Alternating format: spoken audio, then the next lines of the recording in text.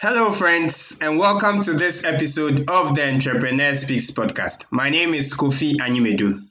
I'm super excited today because I'm hosting an amazing gentleman who is doing amazing things in the area of pharmacy. And this gentleman also happens to be my mate in the famous Achimota Secondary School. I'm pleased to host David Frempong Addo today on the Entrepreneur Speaks podcast.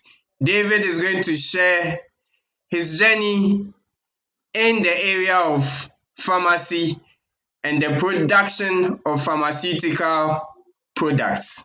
Welcome to this show, David. Thank you, Kofi. Thank you for having me. All right. Thank you so much. Yes. So let's get to know you some more and also get to know a little bit about your childhood. So who is David Frempong Addo? Well, David is a simple guy. I was born in Accra here to a banker and a hairdresser, and I lived my childhood traveling around um, the country and getting to the early stages of my childhood. I settled in Tafo in the Eastern region, where I schooled at Cocoa Research Institute of Ghana, primary and GSS. It's from there that I did my BEC and had my 12 months to come to Achimota School. I did science in Achimota School. And I was in science too. I did biology, physics, chemistry, maths in Achimota School. From there, I made up my mind to do medicine. I applied for Legon and I applied for Tech. Unfortunately, I got both. So it was difficult for me to make a decision. But after speaking to a lot of people, I made my mind that I would go to Tech to have the interview for the medical school. Unfortunately, I went there and I mistakenly said that I had admission at Legon. So they were wondering why, if I went to medical school, I should be willing to come to K University. So they passed me over. Yeah, there was nothing untoward about the whole interview I had. I had a pleasant interview, just that disqualified me. And from there, so I got pharmacy in KNUST. I actually did not plan to do pharmacy, but it came Mm. as a result of the medical school kind of thing. So I did pharmacy for 4 years at KNUST, Bachelor of Pharmacy. When I was done, I did the professional exams and I passed the exams to become a pharmacist. So I've been practicing pharmacy for since 2005. So I think I'm quite old in the profession now. Um, I had a normal childhood like anybody, any other child of my generation, and we didn't have the internet at our time, so we went to the books. So we really learned, Mm. and we made sure that we understood the concepts and the principles behind things, so that it becomes easier for us to apply them. Nowadays, I see that the young ones don't have that kind of. They always rely on let me go and Google it and get the thing done. But we didn't have it like that. So that's basically my childhood. Okay, all right then. Thank you so much for that introduction. We'll go back to Kwame Nkrumah University of Science and Technology for you to tell us a bit about pharmacy and the study of pharmacy. How was the experience like studying pharmacy at Tech? Well, because I did not choose pharmacy as my first choice, it wasn't easy adjusting to the course. I mean, so you'll be sitting in classroom and your mind will be at med school. So it wasn't easy for the first year. But with time, I got adjusted to the system, and I began appreciating the concepts and the whole thing about pharmacy. In my third year, I realized that I was more inclined towards what we call pharmaceutics and pharmacognosy. Pharmaceutics is compounding and manufacturing studies, and pharmacognosy is the study of plants. So more or less like a herbal kind of medicine kind of training. So realizing that and realizing the fact that I'm not the kind of person that would be accustomed to hospital life because I knew my temperament and knew certain things about me from that point on. After the medicine, as for the medicine, I wanted to do it because that was a passion. But the pharmacy came along and I couldn't marry the two easily. So I realized that I would be better served if I go to private practice. And also because of the fact that over the years, I've seen a lot of things happen in the public sector, people agitating for salaries and all that. So I realized that it's not going to be something that I would like to waste my time on. So in pharmacy school, I decided to also do investments. So I did this investment club. I think back in those days it was common. I mean, our time back in the universities. I remember that our good friend Jeff was doing something in Legon at that time, and we were also doing something like that back in tech. So we formed this investment club, and we're mainly doing this share trading and mutual funds and at that time. So doing all that plus pharmacy, I realized that there's something that I could do to evolve the practice into a private enterprise. And at that time, too, I was learning more about business and stuff like that. And I read books like Rich Dad Poor Dad, Think and Grow Rich, all those kind of books, and they were very helpful. And they made me realize that what I was doing in the pharmacy school could actually be turned into a business venture or an opportunity to create, um, jobs for the people. So back in pharmacy school, whilst I was going through the training, I decided to write my first business plan. So I wrote my first business plan while I was in the university. And mm. when I look back, I was ahead of my time because the kind of things that I wrote in it are some of the things that I've actually done on the ground. Um, but it was at that time it was very remote and very far fetched. Considering the fact that I was green, I didn't know much about the field and the industry. After pharmacy school, as I said, the rest is history. But interestingly, when I was in pharmacy school, my mates realized something about me. And I remember at one point in time, they voted me as the most likely person to leave the profession of pharmacy. Most of them thought that I would leave pharmacy and go into business and or be a Wow. banker, investment banker or something like that.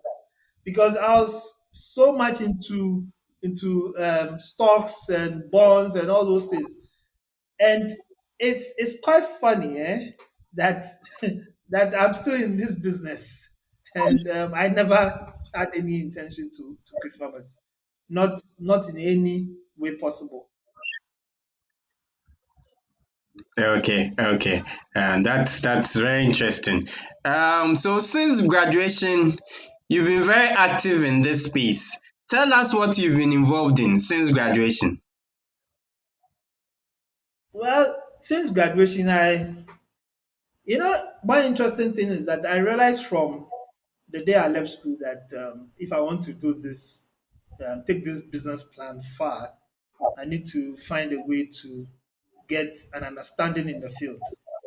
Luckily for me, the day I graduated, Dr. Addo of Karma came to have a talk with us. So I went to that meeting and he said a whole lot of things. And whatever he said resonated with me at that young age. So I made my mind that I would work for him to learn And then I realized that I cannot do my business without having some mentorship. So I approached him and set up a meeting. Fortunately, he decided to take me on as his mentee, and I worked under him from there.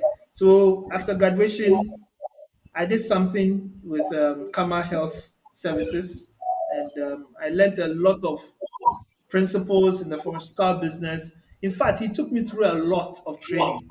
I worked in all the fields, all the various sectors of the pharmacy business. He put me in manufacturing, so I was in the factory, working in the factory. He put me in wholesale. I was in the wholesale, and he also put me on the field to sell.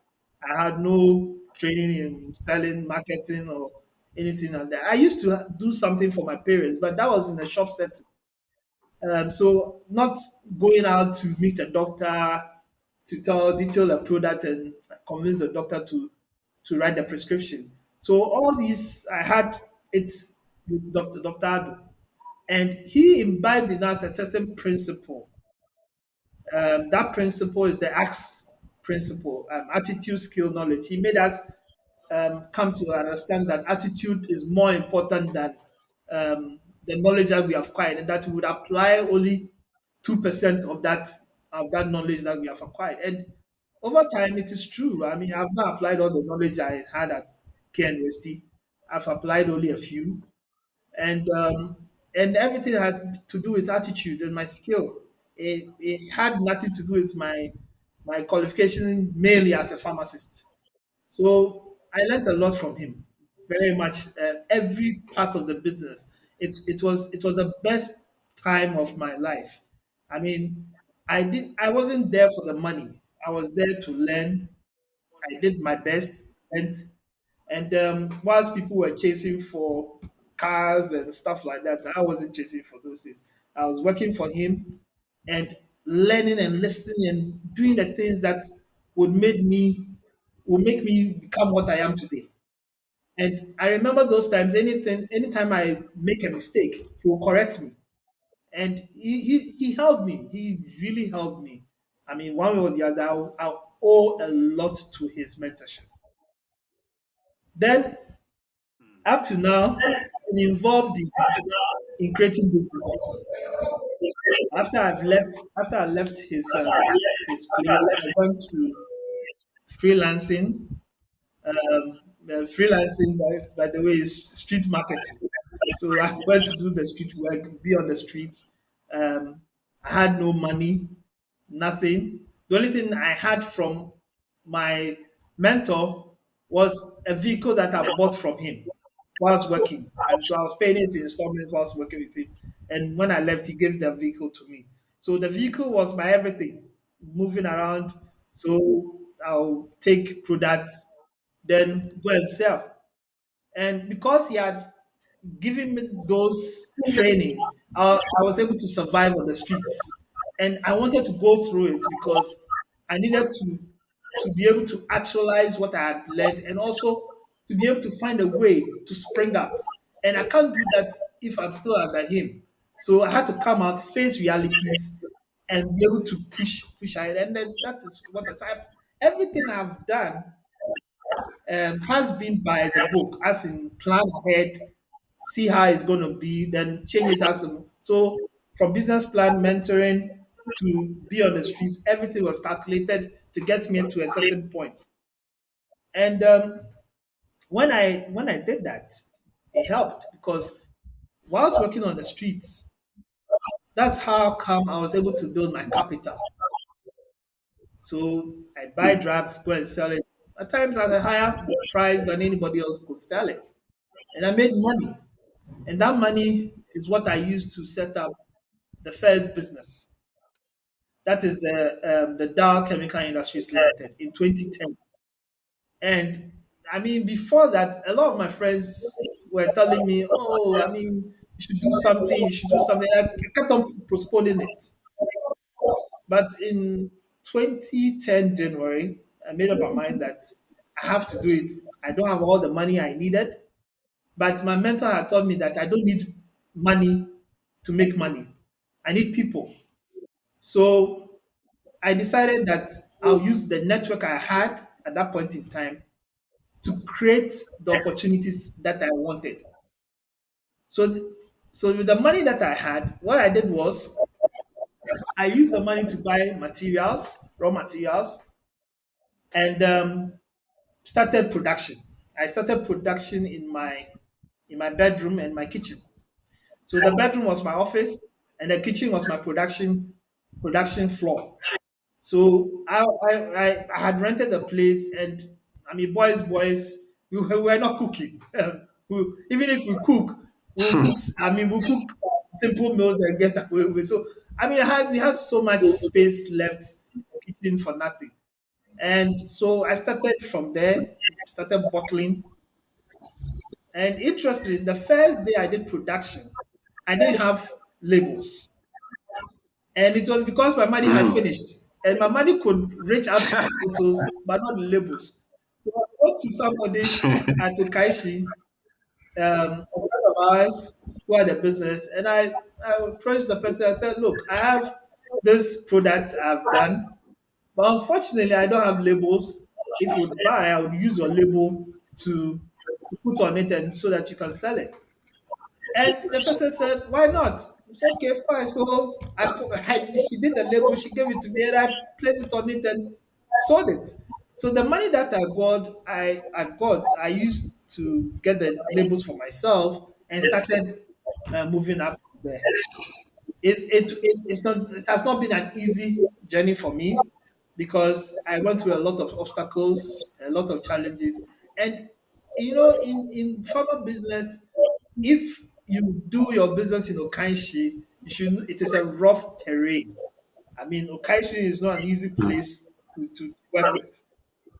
The guys there are very sharp in business. So I was new. And anytime I go to these guys, they'll collect my product. And these guys will tell me stories later. Oh, come in a month's time when you get. Oh, my checkbook is finished. This is this has happened. And, oh, the director is not there. So they were tossing me here and there. And I was a young business. I didn't have that kind of, I mean, time to wait for money that long. I wanted my money to come, so I quickly turned it around. I went through a lot. And along the line too, I sold my car to finance the business. So imagine me having one man. I'm a production man. I do my packaging, I do marketing, I sell, and I go to collect my money and start all over the cycle again. And doing all these things, and this guy collects my goods and tells me that he will take um, some time to pay me. It wasn't easy for me. It wasn't easy for me at all. So what I did was I realized that they were becoming middlemen in my whole operation, and they were not facilitating my growth. So I decided I'll cut them off and go directly to the retailers. So I made my mind that I'll form my own wholesaling company. So I produce, then I sell to I give it to my wholesaling company. My wholesaling company will go around, I mean, looking for clients to sell to. So I eliminate all this go come, that book has finished and all that. so so that's how I got to the next level.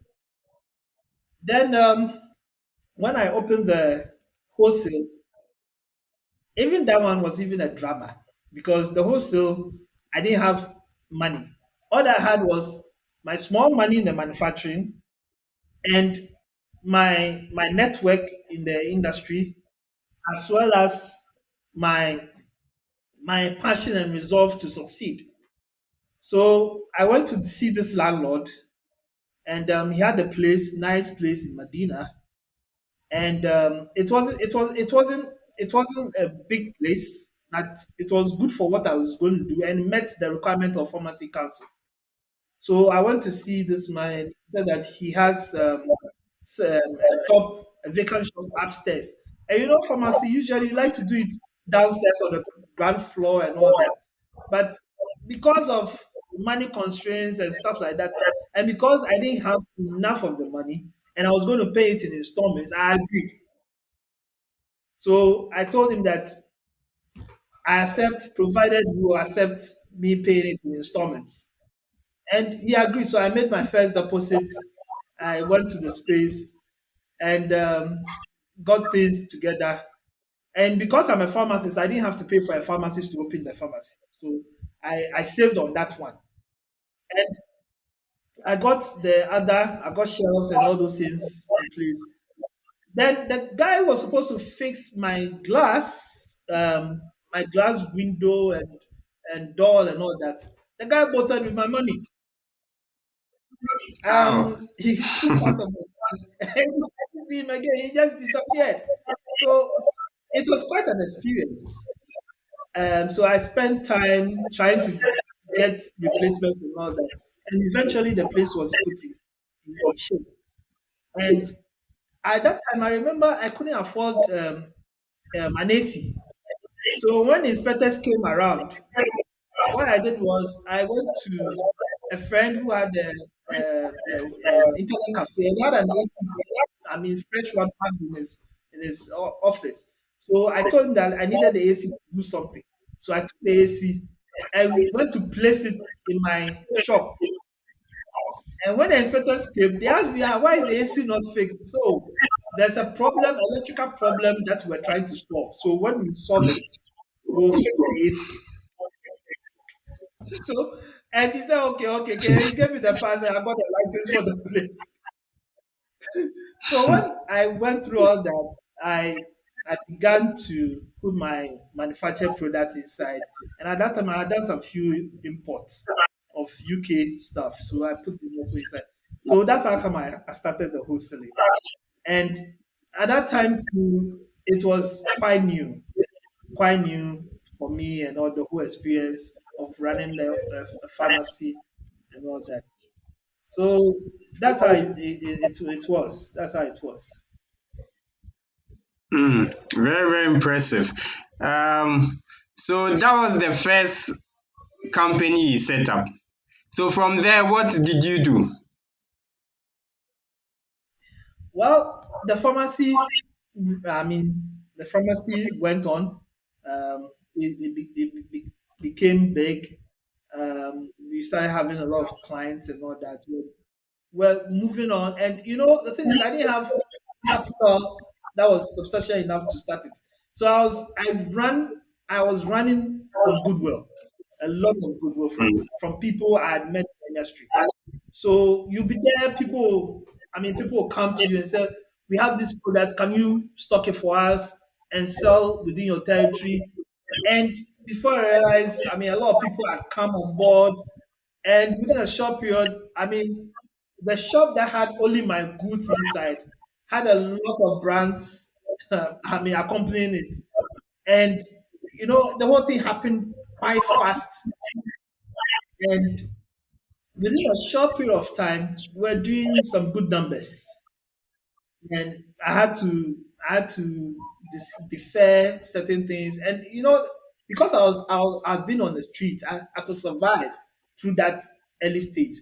I deferred, um, I mean, salaries, because I was one man band, and I got on board an old man, a pensioner, to assist me. So the pensioner assisted me voluntarily. It wasn't that he needed; he just wanted to help me push ahead. So with all this, later on, I got additional people and managed to move ahead with the business.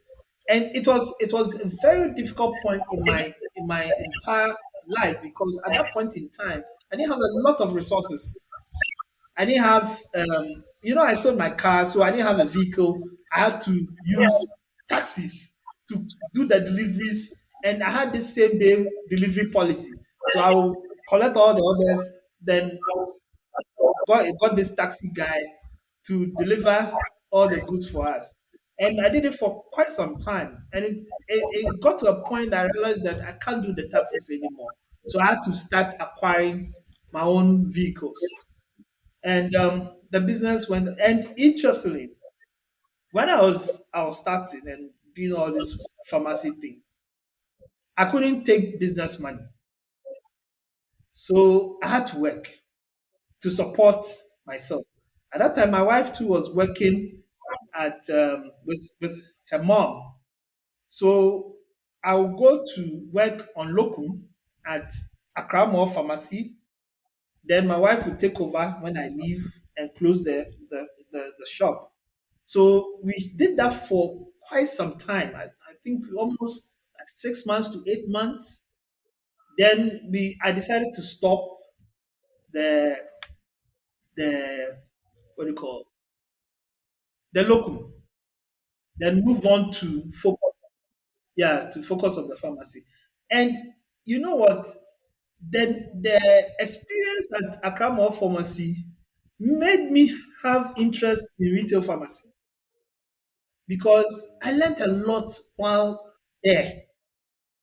So this is a guy who came from uh, Kama, having all this background and all that, but I had not actually went fully in a retail setting to appreciate certain things. Anytime I go to the retail, it will be there for learning purposes by my doctor. And the maximum time I will spend there probably 2 weeks, then I'm off to another place. But this is the case whereby I had to spend a longer period of time working for Accra Mall Pharmacy, and I was learning. I learned a lot about how pharmacies were run and how everything was done from procurement to the selling the pharmacy. So when I came out, I made it my mind that I will also go into retailing. Mm. So that's how the journey went for me. In the course of having the wholesale, somebody approached me that he had a pharmacy to sell and that he was hoping that I'll be interested in buying it. I didn't have money. I said yes, I'll buy it. And I went to see the place. It was completely run down. The pharmacy was not making good sales. Everything was wrong with the pharmacy. And I told myself I could turn this thing around. So he said if I'm ready, the owner would like to meet me.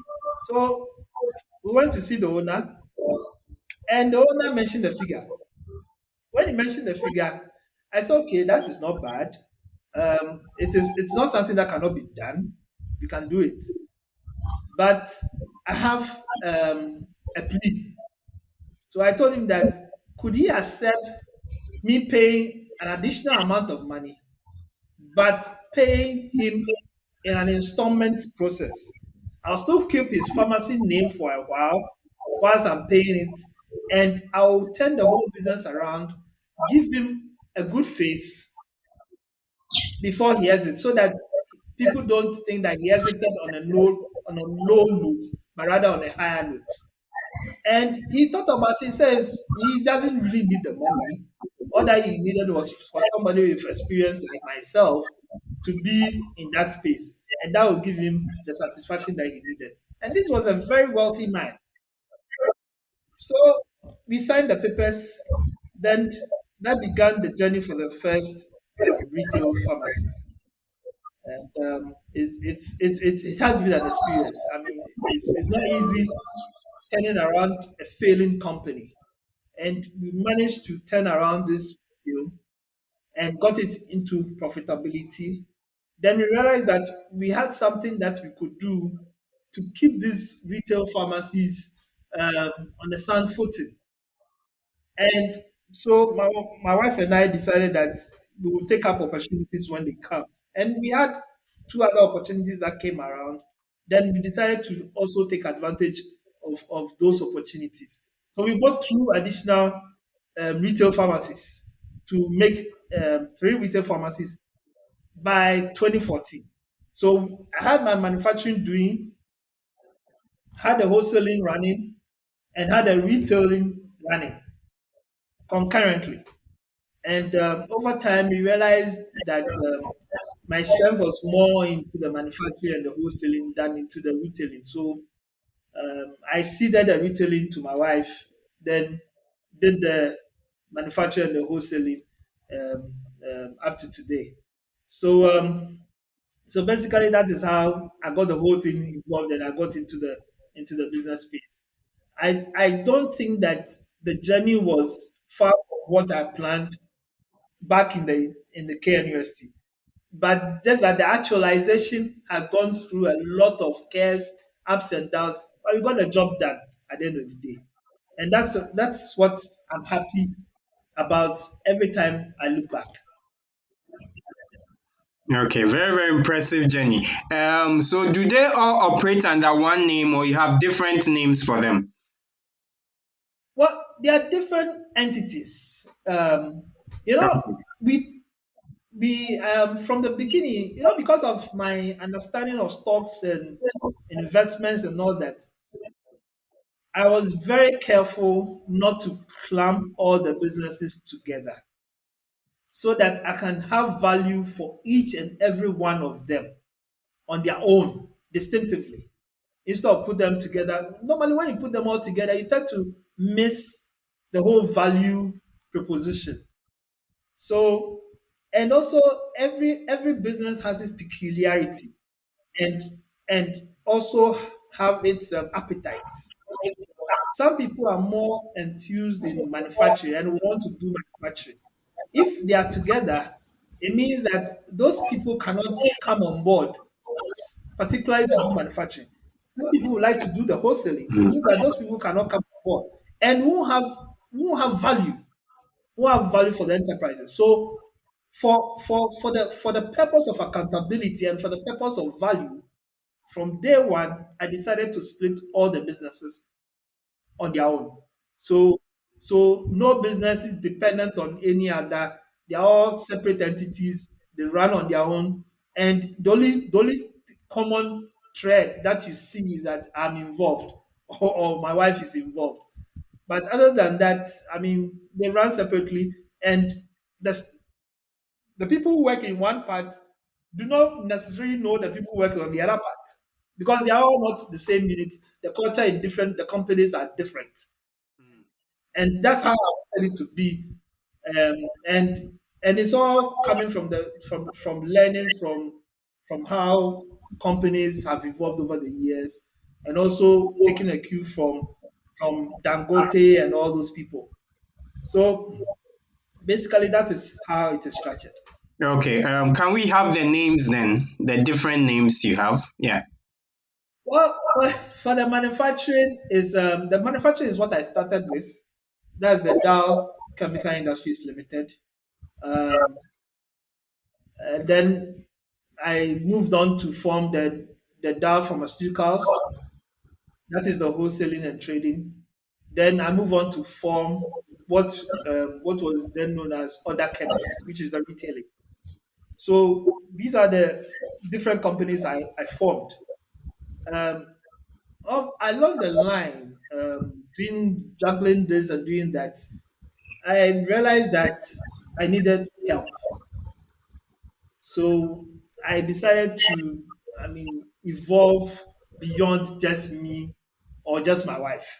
So I had to seek opportunities to see if I could bring some people into the space and get things done. So as time went on, the evolution brought about name changes along the line.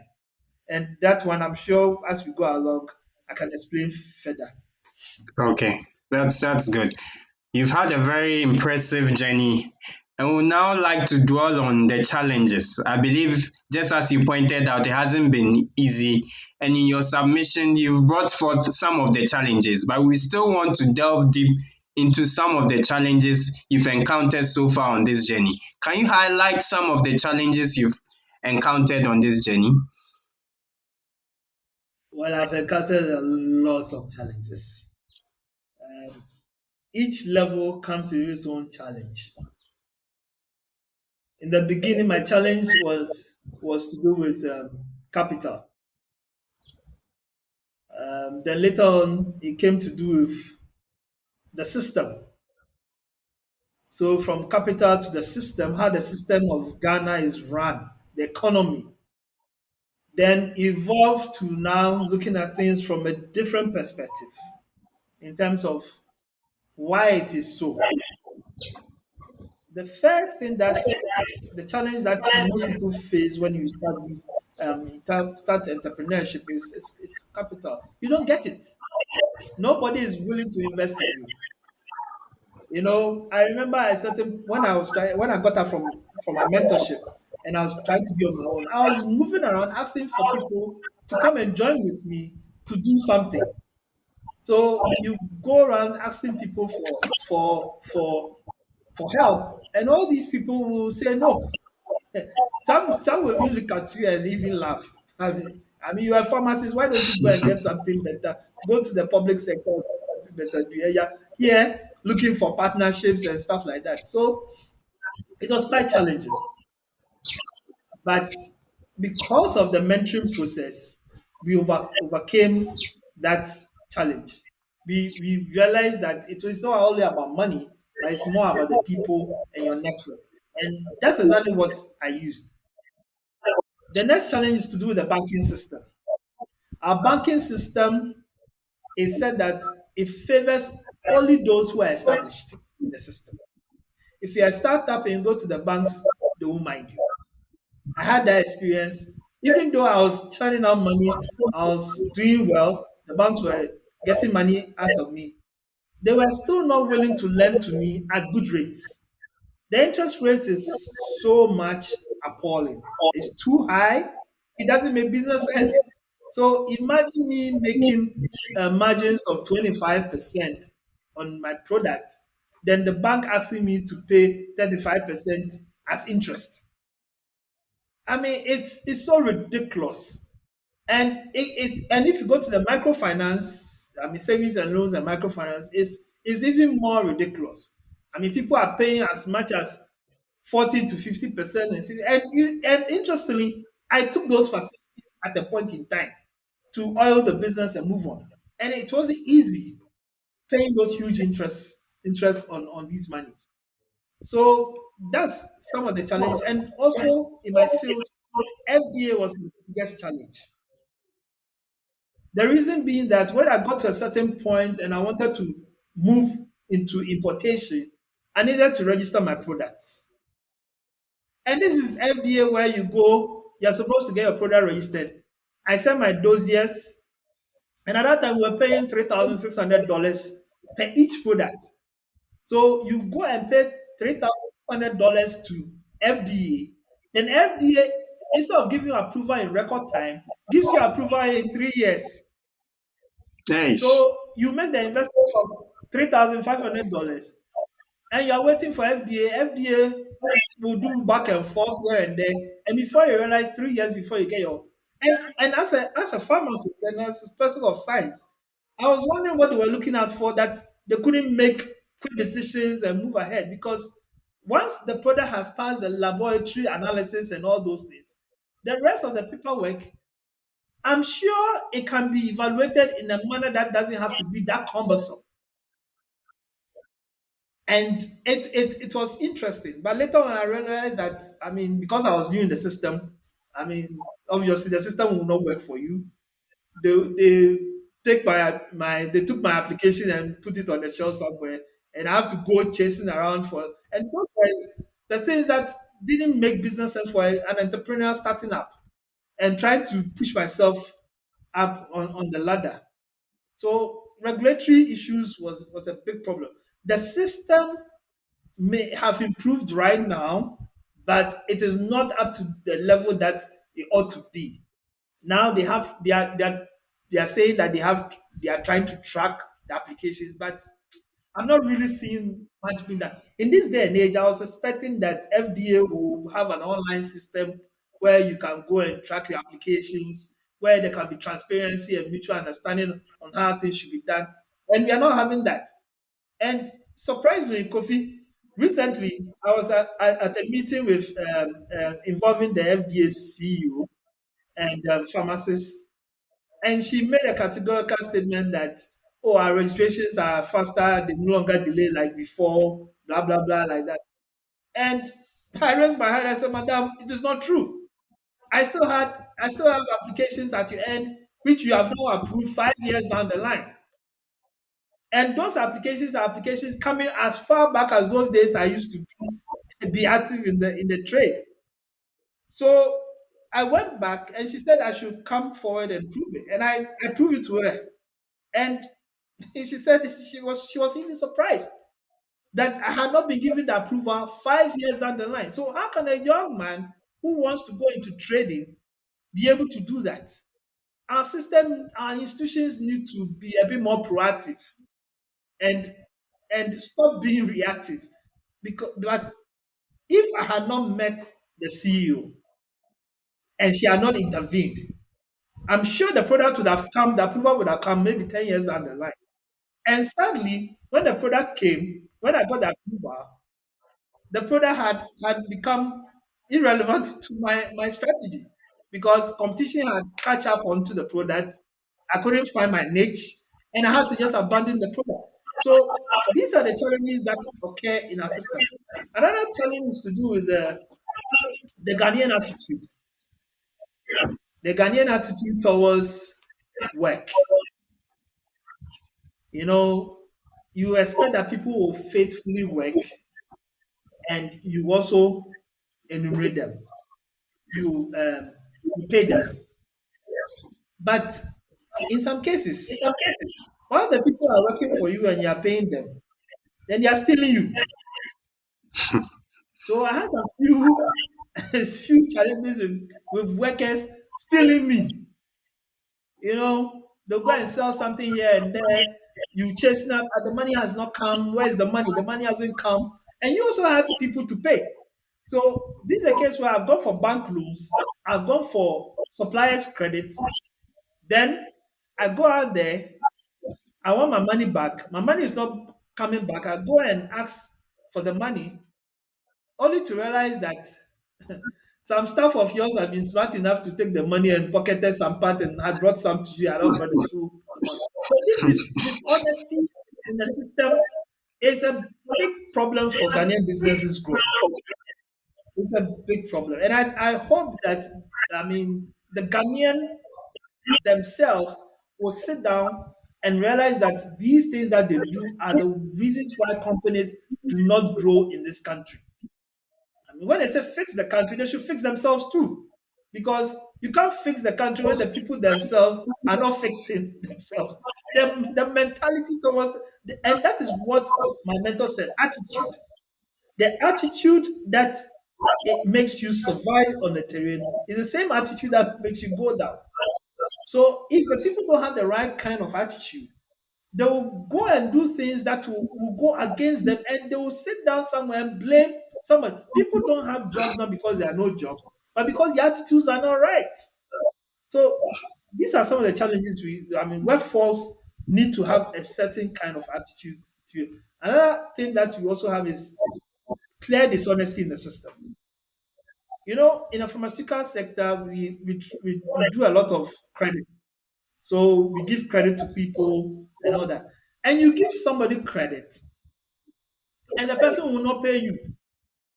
You chase the person several times. So you give goods to somebody, and you spend 6 months chasing for the money.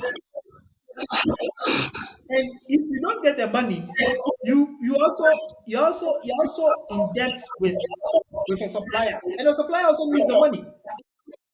So imagine a small guy like me coming from Tafo, having no access to huge capital, coming to Accra to do business. Then I sell goods to somebody. The person is supposed to pay me. The person doesn't pay me. And I'm supposed to go and pay somebody. And here I am, I'm wanting because I can't fill in the gap. And here I am, if I want to fill in the gap, I go to the banks. The banks won't look at me because you're a startup. So these are the things that frustrate Ghanaian businesses. So some bit of honesty will help all of us. That is the kind of thing that is affecting the industry. Okay, thank you so much for highlighting these challenges. But just as you've highlighted the challenges, I believe you've also picked a lot of lessons. Can you share some of the lessons you've picked up with us? Um, I think the lessons are many. There are many lessons I've learned. one of the key things is that everything is possible. Everything is possible, provided you believe and you're willing to walk the journey. Everything is possible. And I've also come to understand that without planning, you can't execute properly.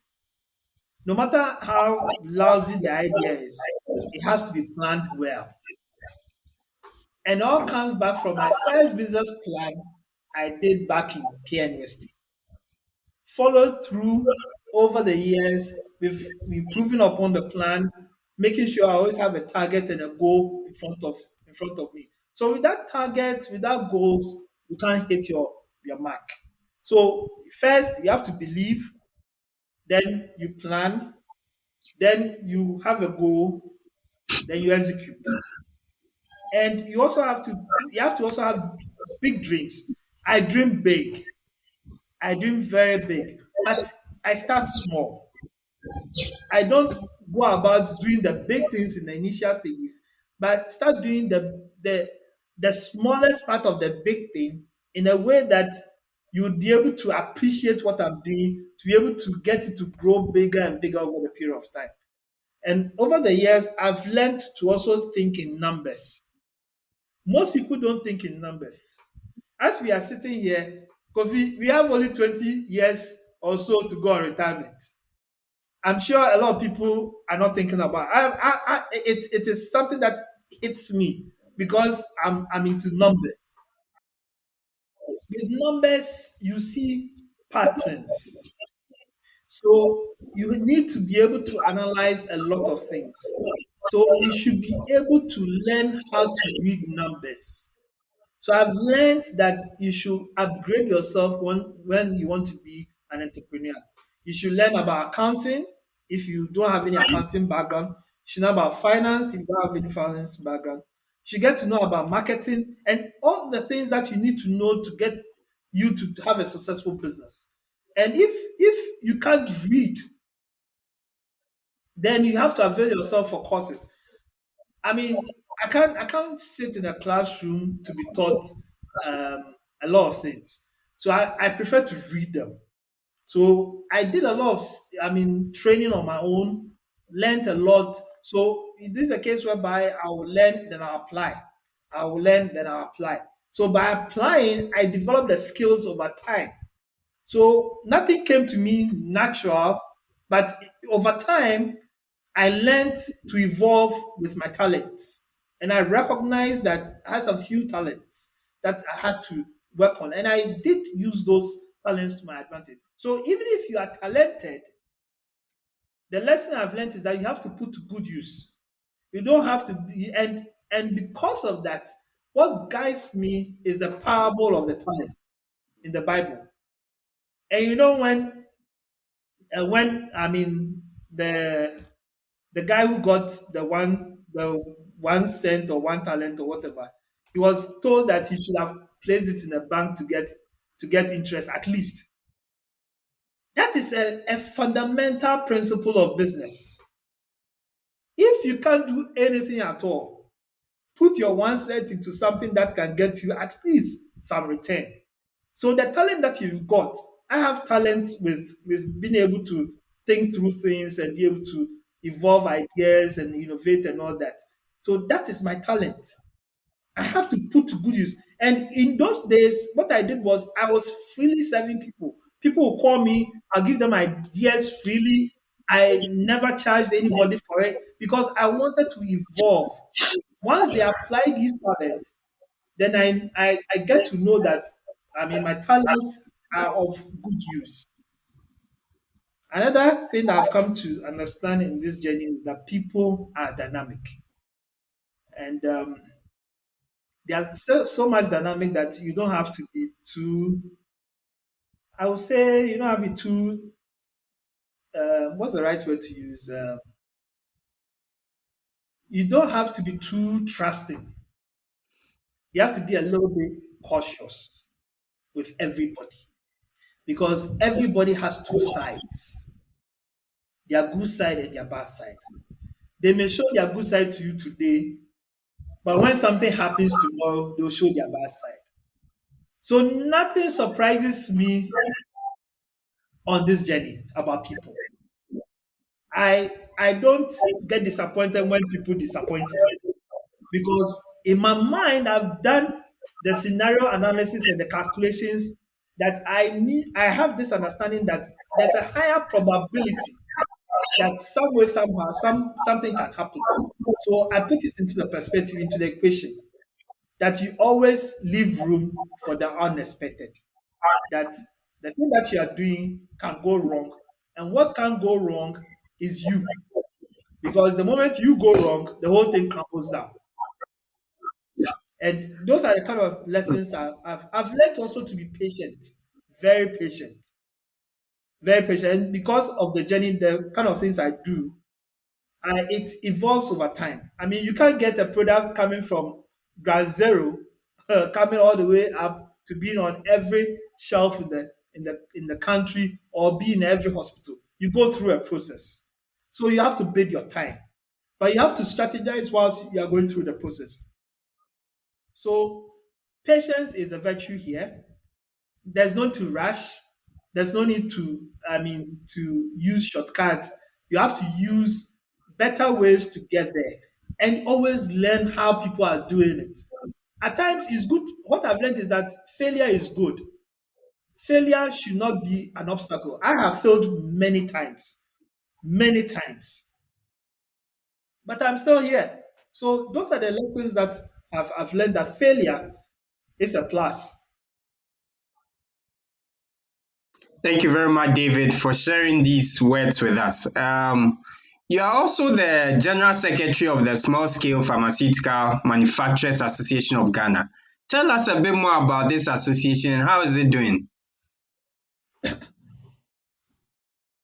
Um, Small Scale for Scale Manufacturers Association is a group of companies comprising both public and private that have come together to um, be able to produce certain medicines that FDA classifies as small scale products.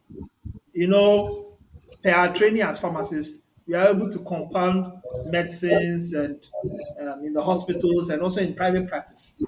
But over time, these medicines have been compounded and we are also selling to other pharmacies. So it has become an industry on its own. And over the years, FDA had difficulty in regulating us because we are pockets of, of, of small manufacturers across the country. And it's just like how government is finding difficult addressing this galamsey issue. So you see us as the galamseyers of the of the pharmaceutical industry. We produce medicines to cater for a certain need and income bracket in the system. And most of the people who patronize our products are in the rural areas and also in the low income areas in the capital cities. So we as association, we came together under the auspices of FDA. FDA called a meeting of us that they would like to regulate our activities. And you know, FDA is an international organization, right now, highly recognized. And as part of their evolution, they wanted to make sure that everybody in the ecosystem is captured under their supervision. So they brought us together. We had a forum and we decided to aggregate ourselves and be able to communicate well with the FDA and have that liaison with all the players in the industry. So currently, our membership is over 100. We are more of us than even the established manufacturers. And what our association is trying to do is to be able to help our members come into compliance with the regulation that FDA has put in place. And we are also helping our members to also be able to do that, and through training and by doing this advocacy for them, and also trying to see if we can get some funding opportunities for the members. Because setting up a whole pharmaceutical plant has cost elements to it. When I was doing my own, I spent a lot on the machines that I'm using. It didn't come cheap. So these small guys don't have the money to do that. And obviously, we expect the government to also be supportive. So far, we've not had government support. And we hope that, as things go along, and all the money that government brings in, they give it to the big farmer. But there's a lot of us in the small farmer that can also benefit from government intervention. The $5 million they gave to the big pharma guys, they can split it amongst our members, and it will make a significant impact on their businesses and in the industry. During the COVID times, our members stepped up and they did fantastic on the market. They did fantastic. Okay, you just introduced me to the next question I was going to ask. For you to share your COVID experience, how has COVID either hindered or boosted your operations? How has COVID had an effect on the pharmaceutical industry? And share your COVID experience with us. The COVID experience has been a two-edged sword for me. The COVID helped my manufacturing operations in the sense that it helped us to come out of the shadows, because when the COVID happened, we had planned ahead of the times, and we started um, um, getting the supplies to manufacture hand sanitizers just a month before it hit Ghana, because we saw it happening in other countries and all that. So we planned ahead, and we managed to fit in properly and produce the hand sanitizers for the market. Wide range, a lot of people all over the country came to us for us to produce hand sanitizers for them. So COVID boosted our manufacturing in terms of gave us the recognition, and also we made some few monies here and there from it. Unfortunately, the COVID also had a toll on the other businesses. It had a toll on the supply side. Medicine supply slowed down. People were no longer no going to the hospitals. They were staying home. Lockdowns came in. So ordinarily, people are not moving. They are not spending. It will affect sales. So the retail concern became a bit challenged because sales dropped as a result of the pandemic, and also institutional business for my wholesaling was a bit hampered. The hospitals were more concentrated on getting PPEs and getting sanitizers and other stuff and solving COVID related issues than to procure other things. Hmm. So those are the kind of challenges that we had. It had effect on revenues, but boosted manufacturing. Okay. All right. Thank you, David. We are just about wrapping up our conversation for today, but I cannot leave a conversation with you without you offering pieces of advice to different categories of my listeners. So we'll start off by you advising this young man who has this desire to go to university and study pharmacy and possibly come out and set up a pharmaceutical business. What would be your advice to such a person? I advise the person that he should plan. That's the first thing he should do. He should study the system and plan. Plan his entry into the system and possible exit out of the system ahead of time. Most people in Ghana do not plan long term. So they are not able to anticipate the drawbacks that may come along the line, and they are surprised by it when indeed they come across it. So you plan, then you keep your expectations in moderation. That's the next thing you have to do. And dream big. I'll tell whoever, dream big as you can, because it will come to pass. Plan, plan well. So you dream, you plan, you implement. In implementation, believe that it is possible. Don't put any hindrances in your way. People, fear is the thing that will keep you back. Fear has kept me back from doing so many things. And they should also remember that failure is not fatal.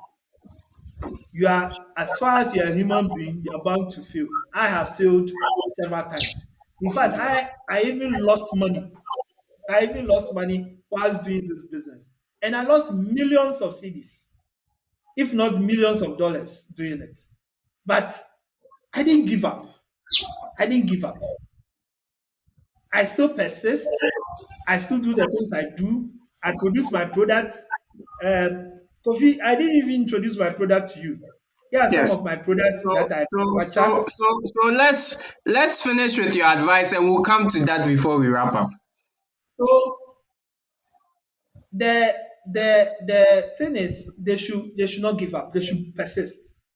And one of the things that they should keep in mind is that they are on the journey alone. They shouldn't. Nobody owes them any favor whatsoever. The people that come to their life to support them, I've had a lot of support from wonderful people. So many people. And those are the kind of things that you need the network. Your network in primary school, JSS, SS, university, in life. These are valuable assets. Your contacts, because you never know when you will need all these people to help you. At times, the help that they're giving you is just recommendation that can push you far. So they should build their networks well. They should build their networks beyond just their course mates and go beyond that. And in school, they should bear in mind that they are there to make money. The money is not going to come by virtue of them being paid, but the network that they have. So every person that they connect to is a potential $1 million opportunity. So they have to harness all those chances when they come. And mind you, I mean, Kofi, you and I have this experience that you go to places and you meet an Akura and you are ushered through the door. I mean, these things happen. These things happen. So they should just understand and embrace the life of the school and embrace the gift of friendship. And I think that will keep them going. And they should believe in God. They should believe in God. Because with God all things are possible. They should believe in God. They should trust Him. They should trust Him. And I'm not saying that they should spend hours in a camp somewhere and pray. It's good. It's good to do that. When you're in a university, you can pray as much as you can. But when you come to real world, you have to have a balance. I can see nowadays these pastors going around telling people to do this, thinking that things will fall from the sky and all that. You have to pray and work at it, and God will bring it to you. And you have to use your brains too. All right then. Thank you, David. Now let's get to see some of your products before I ask my last questions and we wrap up. So let's get to see some of your products. Yeah. So, Kofi, this my antacid. It is called Darl magnesium trisilicate. I manufactured it myself here in Ghana. It's Okay. FDA registered, and we've been able to penetrate a lot of places with Can it. you bring it I to the started this camera a product. little bit so that we see it? Yes. It's better. Yes. Yes. Yes, so nicely packaged and all that. You can find it in the pharmacies, and we manufacture it here in Ghana. We have other products as well that we manufacture. We manufacture this product as well locally Okay. here. And what is this one? What Um, is this one?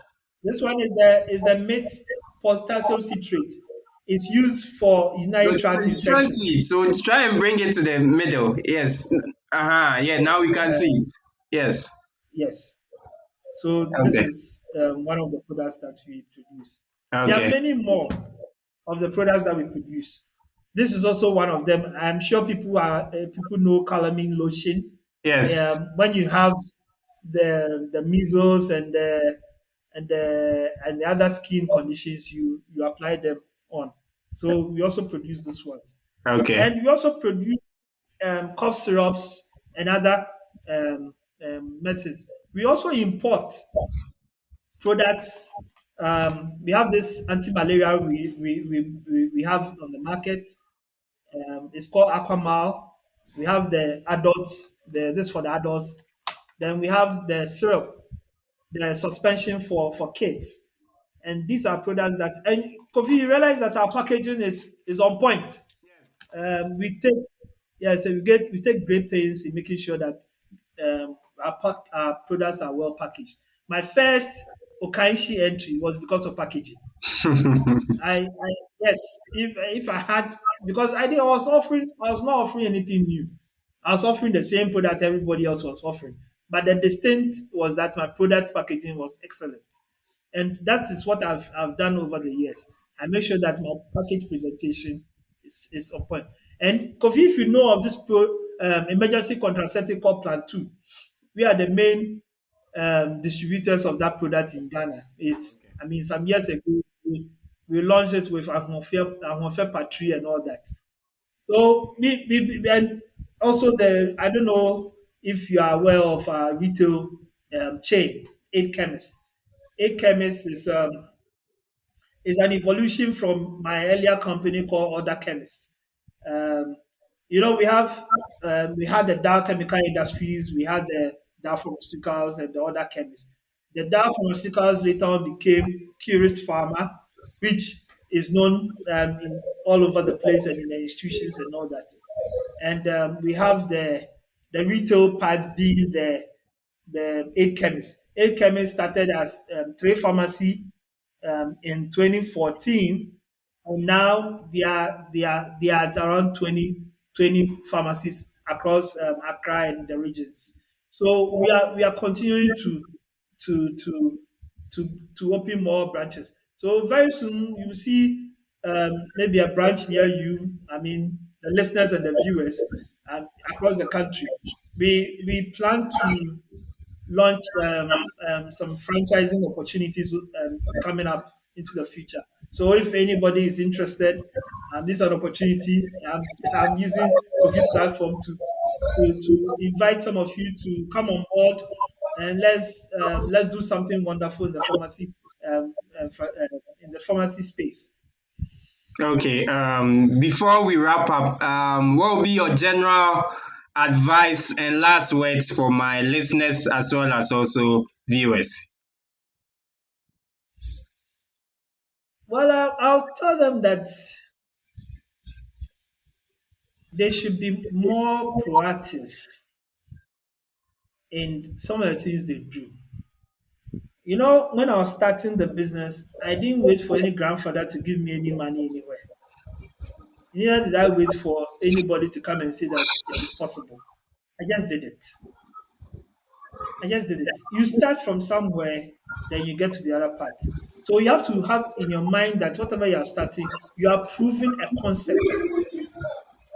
What I did in the beginning and everything I've done up to this point, I've been trying to prove a concept, trying to prove something. So when you do that and people are able to see, it's easier for them to now support you.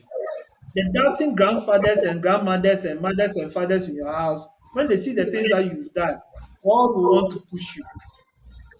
So you have to start. Start now. Don't wait and say that I'm getting all the money in the world. The money won't come. Whatever small money you have, use it. I started with 5,000 cedis of my own money back then. And the last time I did the calculation, that was around $3,400 of my own money I started with. And I've grown the money up to this point. So anything is possible. Just be proactive. Do your part and let God do his part. That's what I can say for now. Do your part and let God do his part. And these are the parting words for from our guest David Frempong Addo on this episode of the Entrepreneur Speaks podcast. On this note, we would like to thank David for sharing his journey and his rich experience with us today. David, we wish you the very best. We know there are lots Thank and you. greater Thank things you. yet to happen. So we wish you the very best. Thank you.